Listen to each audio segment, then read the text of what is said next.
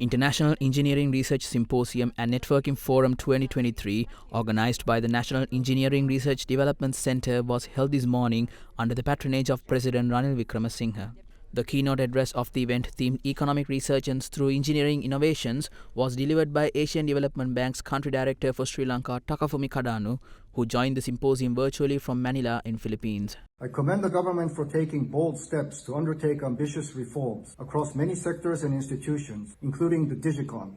Some reforms go beyond simply economic recovery and are essential transformations that the country needs to unlock and maximize the potential of the country and its people, build resilience, and put the country on a green, inclusive, and sustainable development trajectory.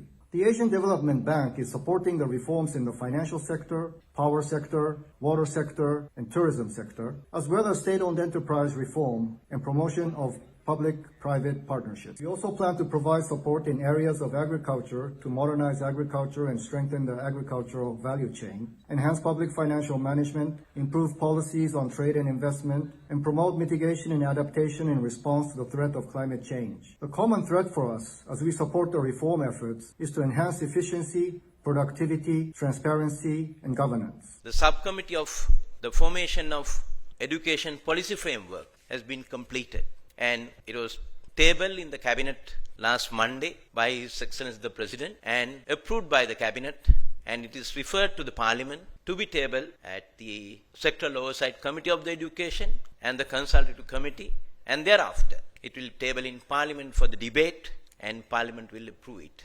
In the meantime, we are getting ready to phase it out and start with education administrative reforms within short period of time as indicated in the policy framework, and at the same time we are starting the developing curriculum, and most probably the burden of examination will be reduced, especially in the primary section, and there will be so many changes under new policy guidelines prepared by the particular experts committee, and now it has been finalized by the cabinet. Almost all the members of parliament are agreeable to implement education transformation as soon as possible, coupled with digitalization of economy and the digitalization of education. Now, as we stabilize the economy, as we reach debt sustainability, we have done so unofficially. Formally, we are waiting for the announcements from the different countries. We have got to think of a new economic model.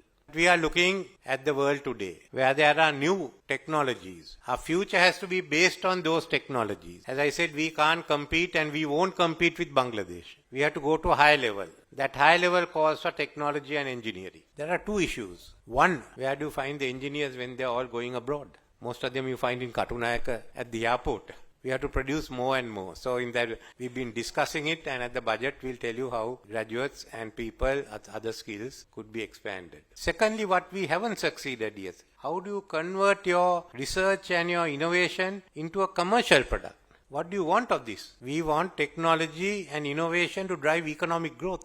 We want to commercialize our innovation. Now that's the gap we have. And that's what you all have to fill now. Not only you all, the private sector. How do we develop the innovation? We are going to review all these agencies for science and technology. Who can stand, who can't, how do you merge them, how do you get together? But what I want is to let us know what you have, how you can make a commercial success of that innovation. For that, we are prepared next year on a pilot basis to give some money to fund it into commercial. And if you succeed, in 2025 there will be enough money. If you don't, you have to ask yourself, why are we in existence?